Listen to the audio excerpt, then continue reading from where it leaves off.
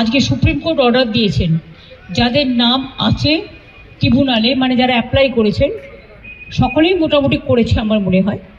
তো সেখানে ফার্স্ট ফেজের ভোটার লিস্ট ওরা ডিক্লেয়ার করবে, সাপ্লিমেন্টারি লিস্ট 21 তারিখে, 23 তারিখের আগে। ওটা পেয়ে গেলে আমাদের বুথের সমস্ত কর্মীদের বলবো, আমাদের লিডারদের বিভিন্ন জায়গায়, যে তারা যেন রাতের মধ্যে ভোটার স্লিপ তৈরি করে বাড়ি পৌঁছে দেয়, যাতে ওরা ভোট দিতে পারে যাদের নাম বাদ দিয়েছিল।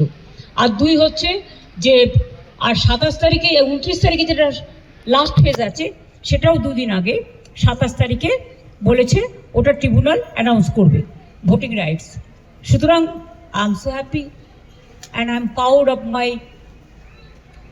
জুডিশিয়ারি এবং আমি নিজে কেস করেছিলাম, এটা আমার কেসের ওপর। মামাটি মানুষ জিন্দাবাদ, মামাটি মানুষ ধন্যবাদ। আজকে আমার থেকে খুশি আর কেউ নয়। আইএএস আইপিএস বদলি মামলায় এই মুহূর্তে হস্তক্ষেপ করল না সুপ্রিম কোর্ট। রাজ্যের আইএএস আইপিএস অফিসারদের বদলির সিদ্ধান্তের বিরুদ্ধে কলকাতা হাইকোর্টে মামলা করেন আইনজীবী অর্ক কুমার নাগ। মামলাকারীর বক্তব্য সমর্থন করে রাজ্য। 31শে মার্চ মামলা খারিজ করে কলকাতা হাইকোর্টের প্রধান বিচারপতির ডিভিশন বেঞ্চ। আর সেই সিদ্ধান্তকেই চ্যালেঞ্জ করে সুপ্রিম কোর্টে যান আইনজীবী। এটা কি শুধু পশ্চিমবঙ্গের ক্ষেত্রে হয়েছে? এটা সব জায়গায় হয়ে থাকে। মন্তব্য প্রধান বিচারপতি সূর্যকান্ত। এক রাতে 1100 জন অফিসার বদলে ফেলা হয়েছে। প্রথমবারের জন্য মুখ্য সচিবকে বদলি করা হয়েছে। সওয়াল কল্যাণ বন্দ্যোপাধ্যায়। দুর্ভাগ্যজনকভাবে মানুষ মনে করে যে এইসব আধিকারিকরা শুধুমাত্র নিজেদের সুবিধের জন্য কাজ করেন। ভালো পোস্টিং, ভালো সুবিধে, মানুষ ভাবে তারা এই আধিকারিকদের কাছে গেলে সুবিচার পাবেন না। মন্তব্য প্রধান বিচারপতি সূর্যকান্ত। আপনার রাজ্যের ক্ষেত্রে সবথেকে খারাপ নিদর্শন হচ্ছে যে এসআইআর প্রক্রিয়া বিচার বিভাগকে যুক্ত করতে হয়েছে।